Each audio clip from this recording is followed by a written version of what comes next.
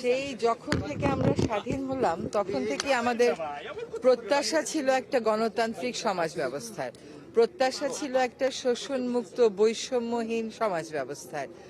তো অনেক বছর পরে এখন আবার মনে হচ্ছে যে ওই জিনিসগুলো আমরা অ্যাচিভ করতে পারি নাই বলেই তো গণ অভ্যুত্থান হলো, পারি নাই বলেই তো বিপ্লবটা হলো। এবং আমরা আজকে এমন একটা সন্ধিক্ষণে আছি যেখানে আমরা একটা শাসন ব্যবস্থাকে পিছনে ফেলে নতুন করে গণতন্ত্রের পথে যাত্রা শুরু করব। সেখানে আমাদের ফেব্রুয়ারি মাসে নির্বাচন আছে। আমরা খুবই আশা করছি যে নির্বাচনের মাধ্যমে গণতন্ত্রের পথে সুদৃঢ় একটা যাত্রা আমরা শুরু করব, এই জন্য যে এখানে কেবলমাত্র একটা নির্বাচনই হচ্ছে না, একটা গণভোটও হচ্ছে, যেখানে সংস্কার প্রশ্নে বড় কতগুলো বিষয়ে জনগণ তাদের মতামত জানাতে পারবে। এখন তার উপর নির্ভর করে গণতন্ত্রের যাত্রাটা এবার পরিবর্তিত আকারে শুরু হতেই পারে। এটা তো সত্য কথা যে ৫৪ বছর পরেও যখন একটা গণ অভ্যুত্থান হতে হয়, তার অর্থ হচ্ছে ৭১-এর যে স্বপ্নটা আমাদের ছিল, যে বিশ্বাসটা আমাদের ছিল, যে প্রত্যাশাটা আমাদের ছিল, রাষ্ট্র সেই প্রত্যাশাটা পূরণ করতে পারেনি।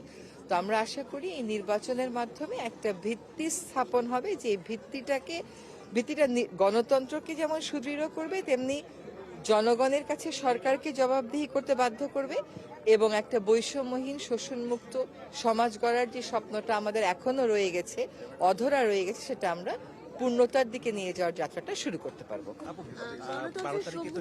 যারা আসলে ভূমিকা রেখেছিল তাদের উপর যে আঘাত হয়েছে সেই বিষয়ে আসলে বাংলাদেশের রাজনীতিতে এটা একটা খুবই দুঃখজনক বিষয় যে আমাদের প্রতিপক্ষকে ঘায়েল করার জন্য অনেক সময় দেখা যায় যে আমরা যুক্তি দিয়ে, তর্ক দিয়ে না করে এই হত্যাটাকে হত্যার চেষ্টাটাকে একটা অস্ত্র হিসাবে গ্রহণ করি। এটা অত্যন্ত নিন্দনীয় এবং কাপুরুষোচিত।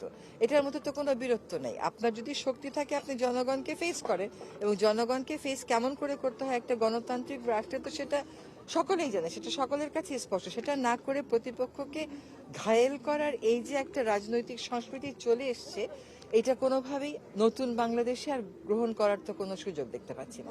আমি একটা টেন্ডেন্সি খুব দেখি যে আপনারা ব্যর্থ কিনা, আপনারা সফল কিনা। একটা ১-১.৫ বছরের সরকারের ব্যর্থ আর সফলতার গল্পটা একটু অন্যভাবে বিচার করতে হবে, এই জন্য যে আমরা যখন রাষ্ট্র পরিচালনার দায়িত্বটা নিয়েছিলাম তখন একেবারে ভেঙে পড়া একটা অবস্থান থেকে আমরা কাজটা শুরু করেছি।